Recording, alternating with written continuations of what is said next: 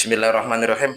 Oke, terima kasih. Assalamualaikum warahmatullahi wabarakatuh. Waalaikumsalam warahmatullahi wabarakatuh. Halo guys, pada kesempatan siang hari ini kita sedang bertamu di salah satu kantor sahabat kita, yakni Bapak Lukman Hakim selaku guru BK, bimbingan dan konseling. Pada kesempatan kali ini, izinkan saya mau nge-share, sharing, dialog interaktif dan edukatif. Mudah-mudahan ada manfaatnya dan bisa Amin. tercerahkan. Yang bertemakan tentang relevansi BK di era modern dalam dunia pendidikan. Sebelumnya mohon izin untuk Pak Lukman, silahkan memperkenalkan terlebih dahulu Pak. Santai aja Pak, selalu. Oke, siap. Assalamualaikum warahmatullahi wabarakatuh. Waalaikumsalam warahmatullahi Selamat wabarakatuh. pagi, selamat siang, selamat sore, selamat malam bagi rekan-rekan yang menyaksikan video ini. Izin memperkenalkan diri, saya Lukmanul Hakim, guru bimbingan dan konseling di SMA Negeri 1 Arjawinangun. Pada kesempatan hari ini saya diminta oleh yang punya channel, tahu nggak aja, yang punya channel untuk sedikit memberikan informasi berkaitan dengan bimbingan dan konseling agar harapannya bisa dipahami oleh para penonton, agar harapannya bisa nanti diikuti dan tidak terjadi miskomunikasi atau salah persepsi lagi tentang bimbingan dan konseling. Nanti pertanyaannya seperti apa akan dipandu oleh Bapak Ustadz Taufik Amin. Monggo, terima kasih, silakan. Oke, terima kasih Pak atas sesi pertanyaannya, singkat padat sangat mengena. Tapi boleh sedikit tanya Pak? Siap. Statusnya Bapak itu masih lajang Waduh, apa sudah? statusnya masih belum punya pasangan. Oh, oke. Masih belum punya pasangan, kan siapa tahu ada subscriber ya, Bapak. Masuk. Oke, insya Allah untuk kedepannya barangkali ada penonton yang berminat, formulir dengan terbuka masih tersedia, tapi Boleh. lewat jalur belakang. Jangan lupa subscribe dulu. Ya, oke, Share. terima kasih Pak. Tapi sebelumnya Pak, saya sedikit penasaran, Bapak itu linier dengan ijazah jurusannya atau tidak Pak? Ya, jadi kalau berbicara linearitas, alhamdulillah saya di sekolah ini menjadi salah satu guru yang linier. Saya dulu kuliah langsung di jurusan bimbingan dan konseling, bahkan di salah satu kampus percontohan tentang bimbingan dan konseling, di mana ada dua kampus besar, satu di wilayah barat di UPI Bandung, dan kebetulan saya kuliah di wilayah timur di Universitas Negeri Malang. Di sana pendiri bimbingan konseling di Indonesia, founding father-nya ada di sana, mulai Profesor Munandir, Profesor Rosidan, dan kebetulan saya berjumpa langsung, maka keilmuan saya insya Allah tentang Sangat bimbingan nyambung, konseling sangat sesuai, sudah linier dan sudah menerapkan. Hasilnya 3 tahun berturut-turut mendapatkan nominasi guru ter. Luar biasa untuk Pak Lukman. Alhamdulillah, sebuah nikmat Pak dan anugerah. Oke Pak, langsung untuk pertanyaan yang pertama, melihat polemik yang ada di media sosial ataupun di media nyata ya Pak, terkait peranan BK itu semakin kesini banyak sekali problematika. Karena memang sebuah proses peradaban zaman itu kan keniscayaan akan ada perubahan. Di antaranya misalkan kebijakan untuk memberikan edukasi kepada anak peserta didik yang katakanlah butuh perhatian lebih, yaitu dibawa ke barak militer. Itu kan banyak sekali kontroversi kan Pak di tengah masyarakat, terutama wali murid. Nanti seperti apakah relevansi atau fungsi dari BK itu sendiri? Itu salah satu kasus kecil. Yang kedua, banyak sekali Pak tentang bagaimanakah di sekolah itu BK itu fungsinya apa dan sebagainya. Nah, pertanyaannya adalah Pak, saya dari teman-teman dan penonton itu pengen tahu sejarah singkat keberadaan BK di dunia pendidikan, khususnya di dalam sekolah, dan peran tugasnya itu seperti apa? Singkat saja. Baik, jadi seperti ini. Kalau berbicara bimbingan dan konseling, itu bahasa Inggrisnya guidance and counseling. Di mana ini cikal bakal pertama kalinya berada di luar negeri, dari Rusia, Irlandia, kan Polandia, dan negara-negara maju dalam dunia pendidikan. Singkat cerita, warga Indonesia ada yang berkuliah di luar negeri.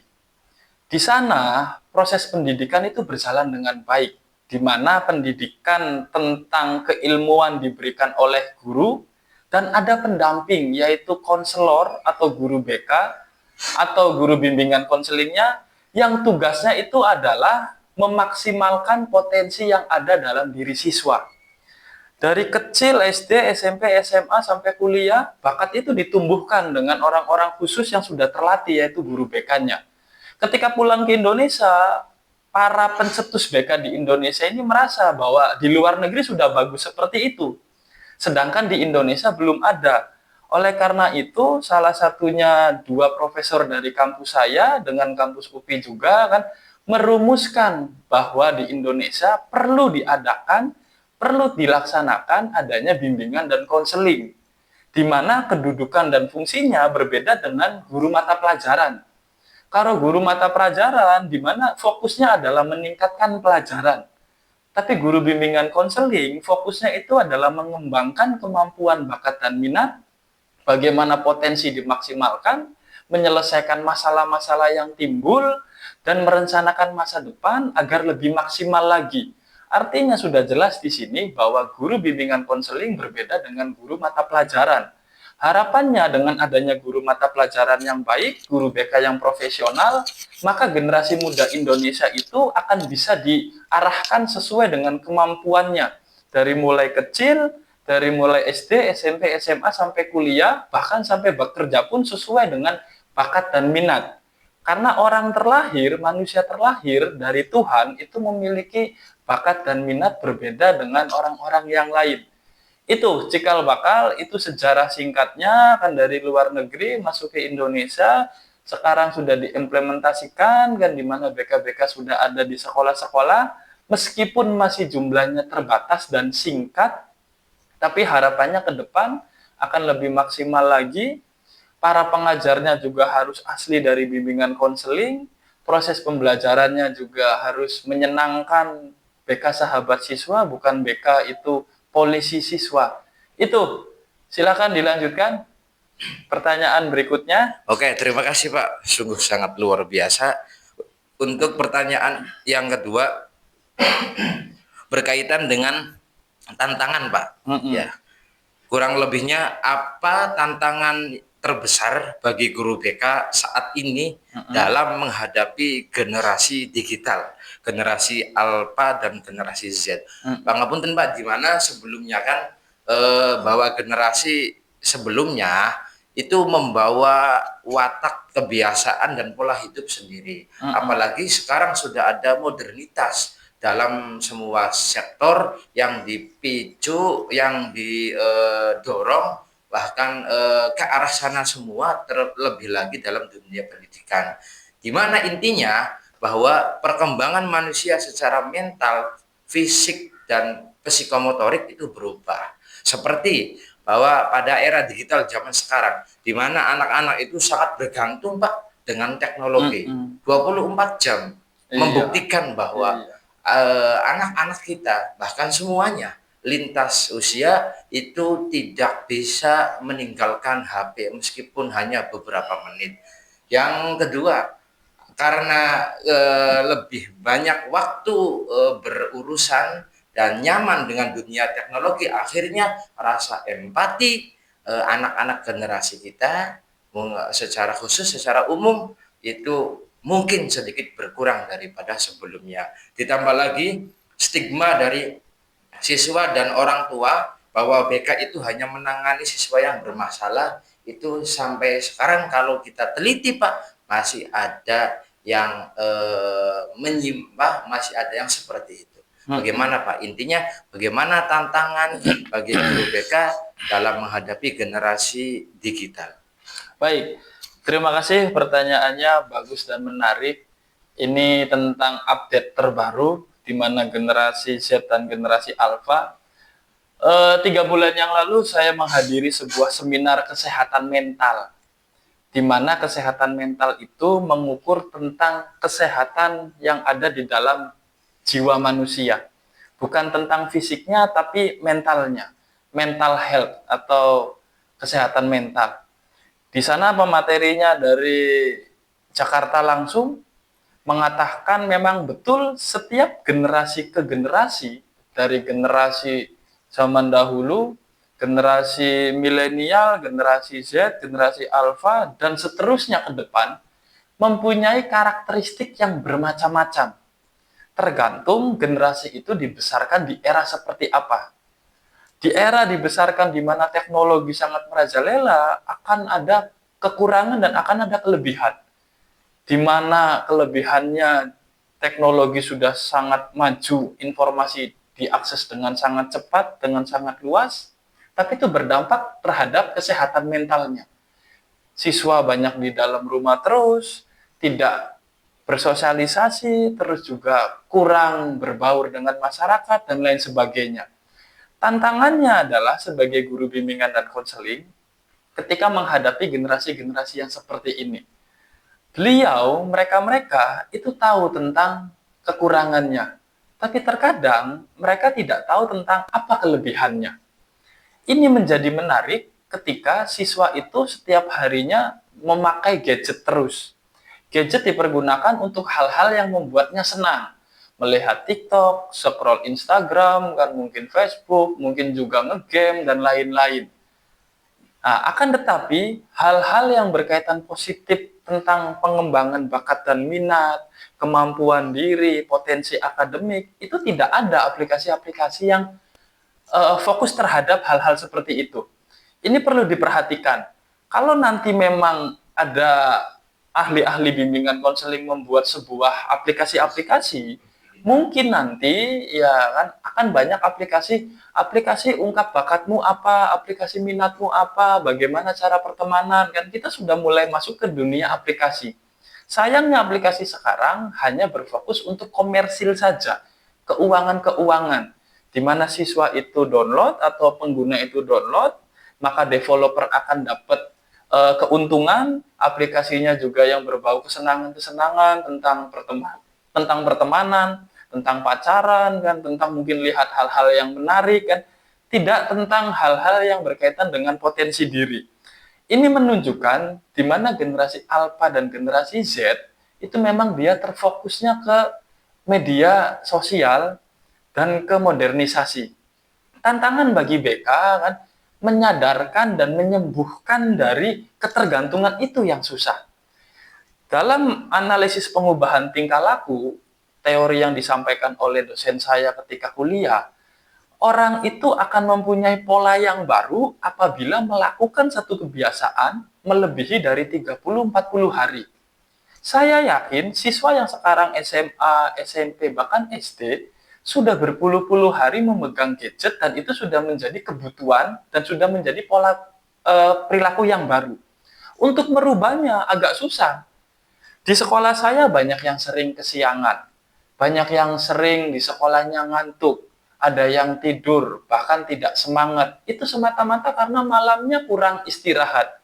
Datang ke BK, kami panggil orang tuanya untuk merubah tingkah laku tidak semudah itu. Di mana dalam pengubahan tingkah laku harus pribadinya mau berubah.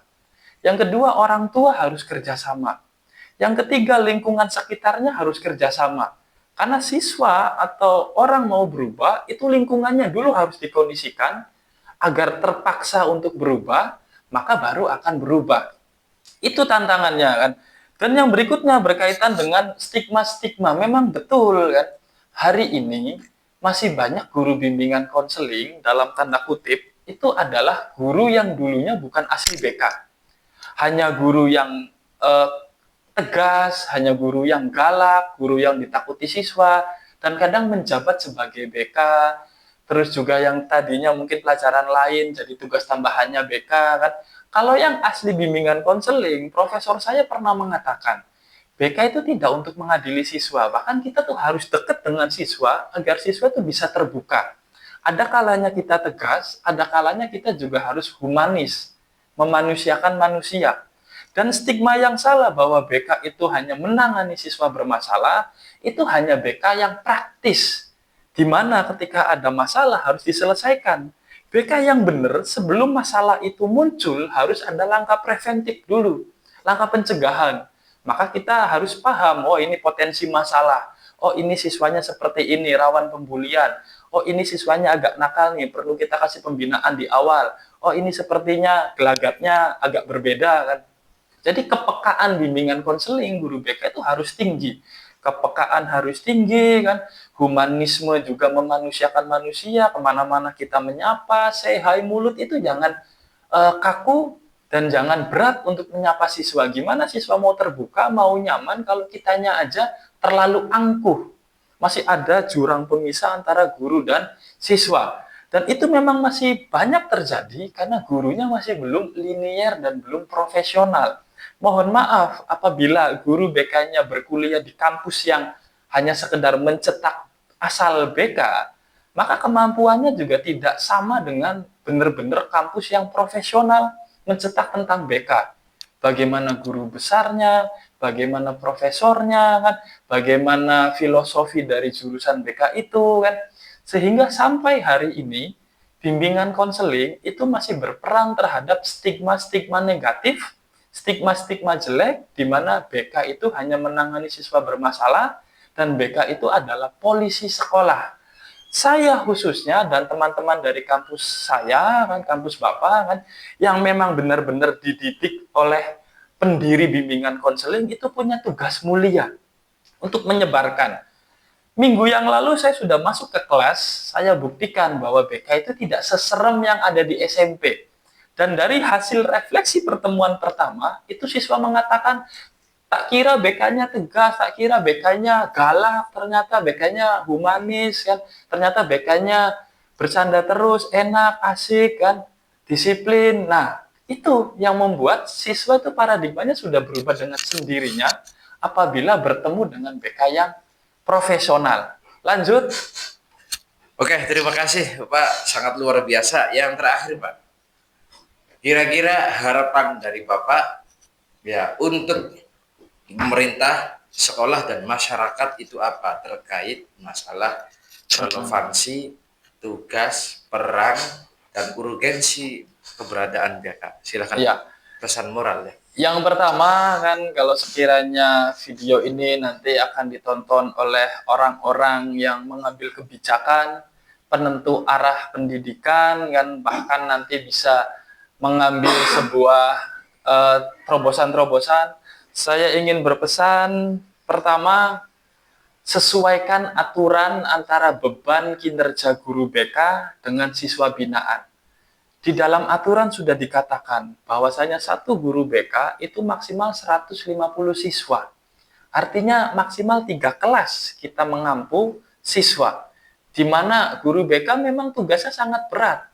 Bukan hanya sekedar kalau bermasalah, bukan hanya sekedar membimbing klasikal, bahkan bimbingan pribadi, kelompok dan lain-lain, kan. Tolong sesuaikan antara satu guru BK dengan maksimal 150.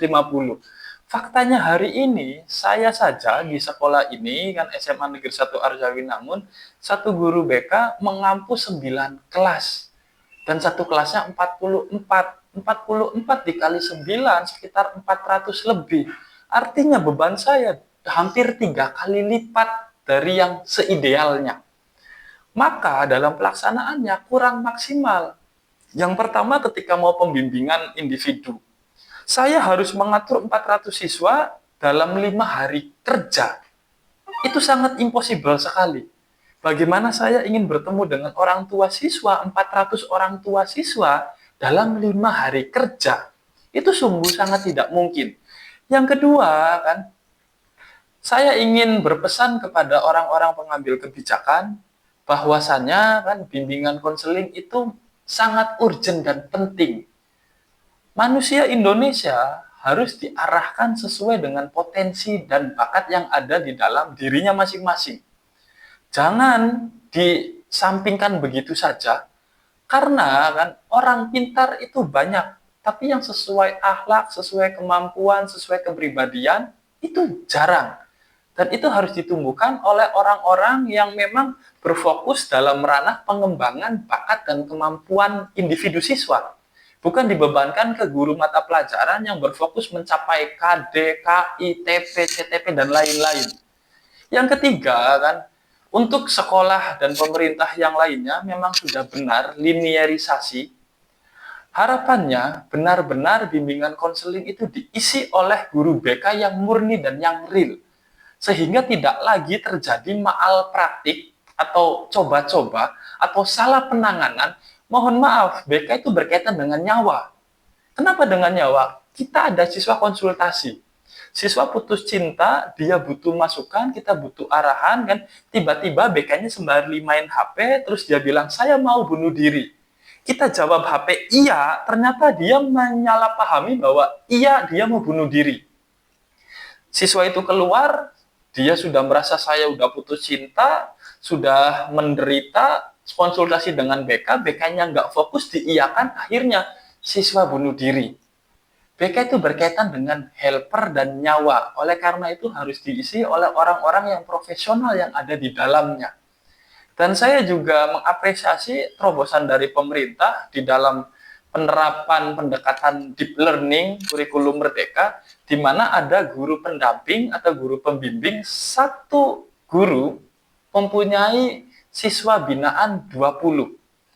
Pemerintah sudah mulai paham bahwa BK itu sudah dibutuhkan, bahkan peranannya sangat penting. Saya merasakan ketika guru itu ikut PPG, ada materi tentang BK-nya. Ada guru penggerak, ada materi tentang BK-nya. Ada guru-guru yang lain, ada materi-materi di kurikulum, ada bimbingan konselingnya. Memang bimbingan konseling itu menjadi sesuatu hal yang penting dan harus semua guru mata pelajaran juga memahami. Minimalnya untuk bisa ketika ada dia menjadi wali kelas, bagaimana menjadi wali kelas yang baik? Tidak untuk menjadi guru BK, karena menjadi guru BK, dari guru umum menjadi guru BK, harus kuliah 144 SKS, saudara. Dan itu ditempuh minimal 4 tahun. Makanya yang berkuliah di bimbingan konseling, yang sudah menjadi guru bimbingan konseling, sudah sangat paham betul tentang pendekatannya, tentang bagaimana metode caranya, kan, tentang konseling itu harus seperti apa, bagaimana dekat dengan siswa, kan. Dan itu nggak bisa ditiru oleh guru mata pelajaran yang hanya ikut sebuah pelatihan yang sangat singkat. Mungkin bisa sedikitnya aja, tapi secara luasnya harus tetap orang yang dari bimbingan konseling yang profesional. Itu harapannya kan, semoga bimbingan konseling ke depannya semakin diisi oleh orang-orang profesional, beban kinerjanya juga sesuai dengan peraturan, agar tidak untuk sekedar menyesuaikan dengan aturan, kan. Dan terkait kesejahteraannya pun, kan, kesejahteraan dari bimbingan konseling, kalau guru mata pelajaran mungkin 24 jam.